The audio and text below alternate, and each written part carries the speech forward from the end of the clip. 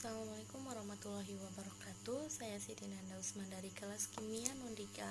Di sini saya akan menjelaskan tentang prosedur kerja modifikasi sulfur. Adapun tujuan dari ini untuk mempelajari beberapa modifikasi belerang. Yang kedua, untuk mempelajari karakteristik hidrogen sulfida dan H2SO4.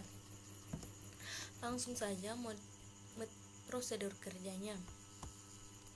Dalam percobaan ini ada dua proses eksperimental, yaitu modifikasi belerang dan karakteristik asam sulfat.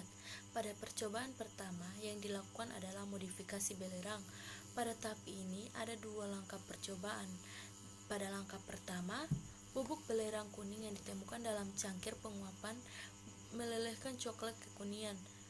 Belerang bubuk melelehkan karena suhu pemanasan di atas 95,6 derajat Celcius. Setelah itu, bubuk belerang yang awalnya meleleh dan kuning kecoklatan berangsur-angsur membeku dan membentuk kristal jarum prisma, yaitu monoklin. Belerang atau disebut juga beta sulfur needles atau beta terdiri dari ring 8 kristal molekuler tetrahedrat. Kemudian, pada langkah kedua, bubuk belerang yang ditemukan dalam tabung uji meleleh kuning. Jika suhu terus naik, cairan akan menjadi tebal dan warnanya akan berubah menjadi lebih gelap karena sering pecah dan membentuk rantai. Belerang membeku dan membentuk kristal berwarna kuning. Setelah pemanasan dihentikan, ketika belerang membentuk kristal, atom belerang tidak memiliki kesempatan untuk membentuk kembali S8. Selanjutnya, dalam percobaan kedua adalah menentukan karakteristik asam sulfat. Asam sulfat murni tidak berwarna, cairan tebal yang membeku pada 10,4 derajat Celcius dan mendidih pada 279,6 derajat Celcius. Asam sulfat bereaksi violently dengan air dengan senyawa organik.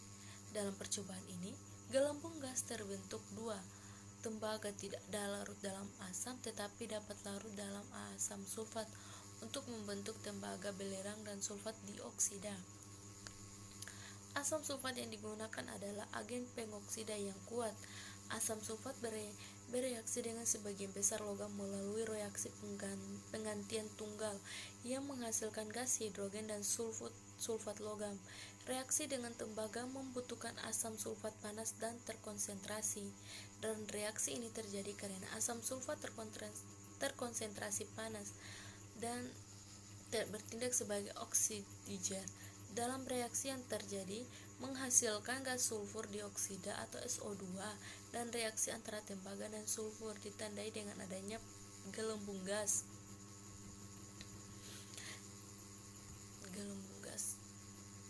Tidak ada perubahan warna yang dihasilkan pada kertas filter yang dibasahi dengan K2CR2O7. Pada kertas filter warna harus berubah menjadi hijau atau biru, tetapi dalam percobaan ini kertas filter berwarna kuning. Kesalahan ini disebabkan oleh adanya larutan H2SO4 yang digunakan kurang terkonsentrasi, menghasilkan sukrosa yang larut di H2SO4. Sukrosa larut di H2SO4 karena asam sulfat terkonsentrasi adalah agen dehidrasi yang kuat. Dehidrasi adalah pelepasan molekul air yang bahan yang ditarik oleh bahan seperti H2SO4. Tetapi dalam percobaan ini ditemukan bahwa warna dalam larut tidak berubah, sedangkan apa yang seharusnya menjadi perubahan warna dalam larutan dari jelas ke hitam. Kesalahan terjadi karena solusi H2SO4 yang digunakan kurang terkonsentrasi. Berdasarkan eksperimen yang dilakukan dapat disimpulkan bahwa belerang dapat dimodifikasi.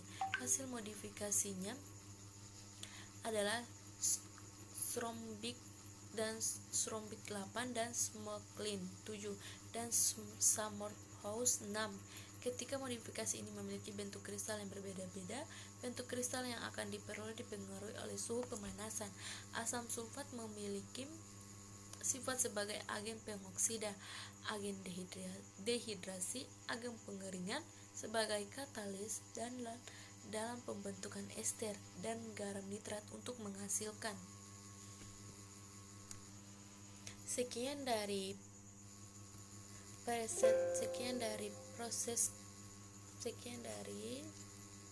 pemaparan prosedur kerja dari modifikasi sulfur. Lebih dan kurangnya mohon dimaafkan. Wabillahi taufik wal hidayah. Wassalamualaikum warahmatullahi wabarakatuh.